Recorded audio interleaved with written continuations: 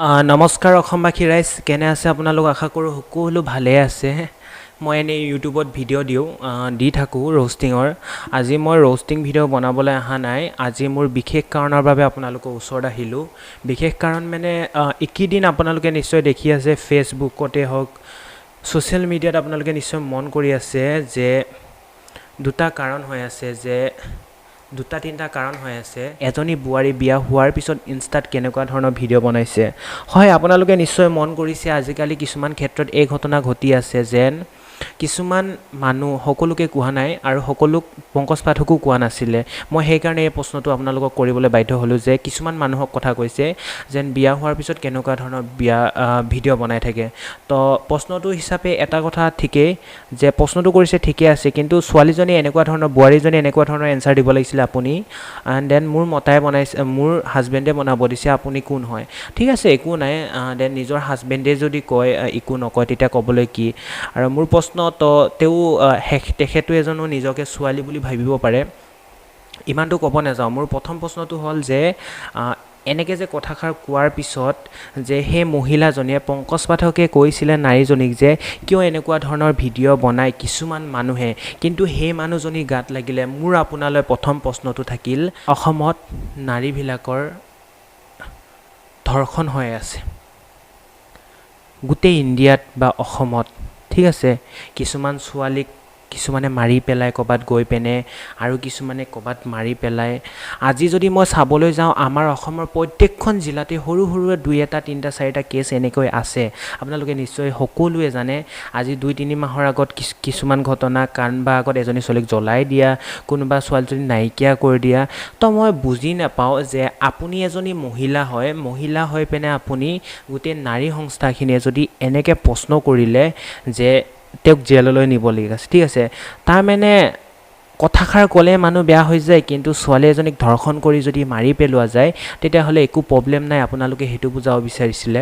মোৰ প্ৰশ্ন যে আপোনালোকে কিয়, আপোনালোকে নিজৰ আপোনাৰ ছোৱালী নহয় সেইজনী যোনজনী মৰিছে, বা আপোনাৰ কোনোবা পৰিয়াল নালাগে?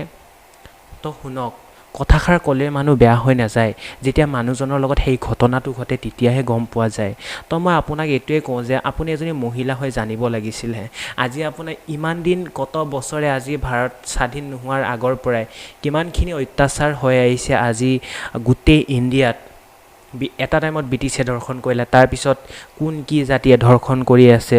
তো সেইবিলাকৰ ক্ষেত্ৰত আপোনালোকে নিশ্চয় মন কৰিলে যে আমুক হৈ আছে, তামুক হৈ আছে, ঠিক আছে, এইবিলাক প্ৰব্লেম হৈ আছে। আপোনালোকে সেইবিলাকত মই আজি আপোনাক নেদেখিলোঁ, নাৰী সংস্থা নেদেখিলোঁ, ধৰ্ষণ কৰোঁতে নাৰী সংস্থা নেদেখিলোঁ।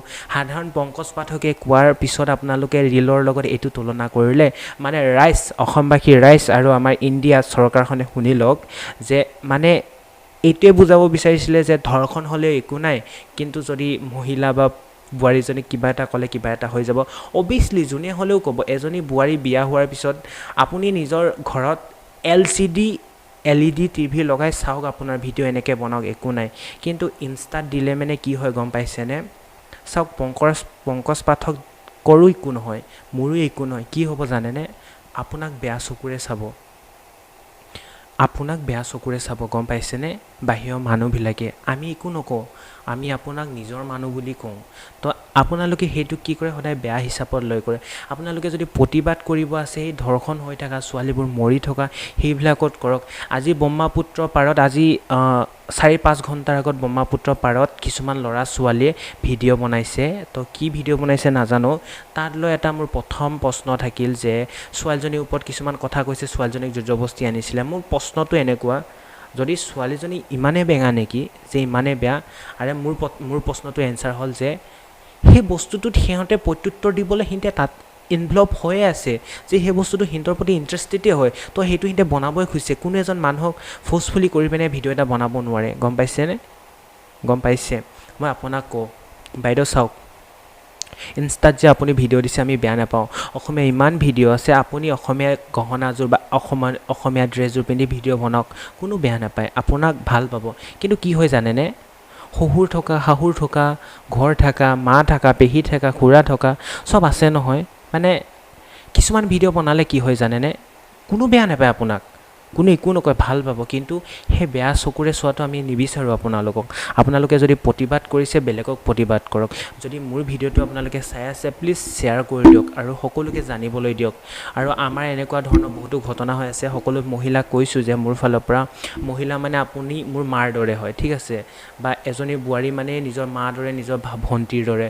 তো কিছুমান কথালৈ আমাৰো দুখ লাগে, তো কমনো কি বাৰু কওকচোন।